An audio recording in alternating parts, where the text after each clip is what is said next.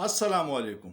په دنیا کې هغه اقوام په ترقۍ عزتي کم چې په خپل اصول ولاړ وي او کم چې د خپل عوامو د حفاظت لپاره هر حد پورې ځي، هغه قومونه ترقیم کوي او د هغې قومونو د عوامو په خپل ریاست باندې اعتماد ومي.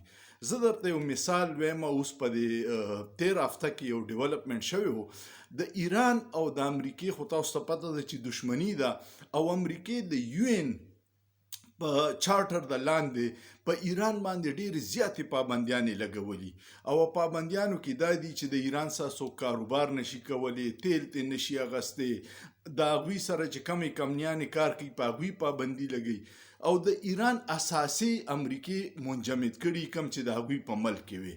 په دې کې یو اساسه وه، یو بینک اکاونټ کې 6 اربه ډالر وي. 6 اربه ډالر ډېر لوی شی دی. د هغې مسله اوس څنګه حل شوه؟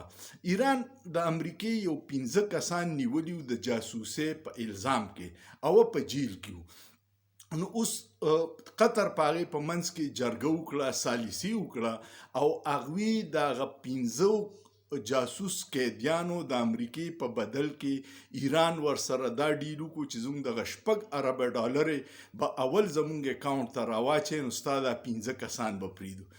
اوس دې کې وګوره چې امریکا څومره د دنیا سوپر پاور دی، ایران ورته مضبوط ولاړ دی. د هغې وجه ده، د هغې وجه دا چې خوددار قوم دی، د هغوی په اصولو باندې خپل کمپرومایز نه کوي او په هغې اصولو باندې ایران ورته وي چې اول به دا 6 اربه ډالرې زموږ اکاونټ ته را ټرانسفر کړي، بیا به ستا دا 15 کسان قطر ته حواله کړو او به یې دروړي.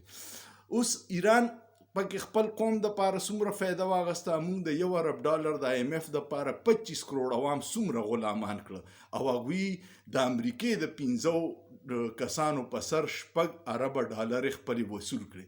د امریکې پکې څومره دغه دی چې د خپل یو شهري د پاره په دنیا کې څومره حفاظت کوي چې د یو امریکندي په سر د 1 ارب نه سیوا دا لکه 1 ارب او 20 اربه ډالرو 20 کروڑ ډالرو کې هغه خپل یو قیدي را آزاد کو.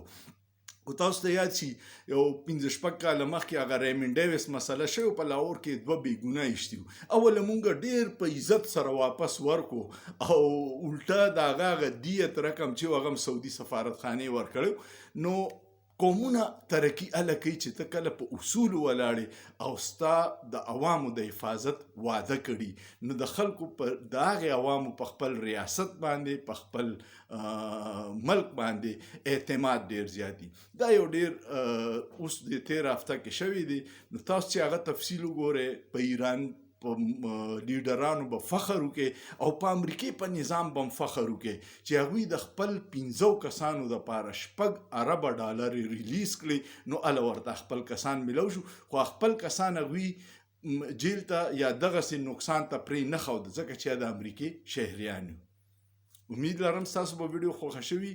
که ویډیو مو خوښه شوه کمنټ پې وکړئ، لایک وله ورکړئ او سوچ پې وکړئ. په سوچ کې څه ګناه نشته.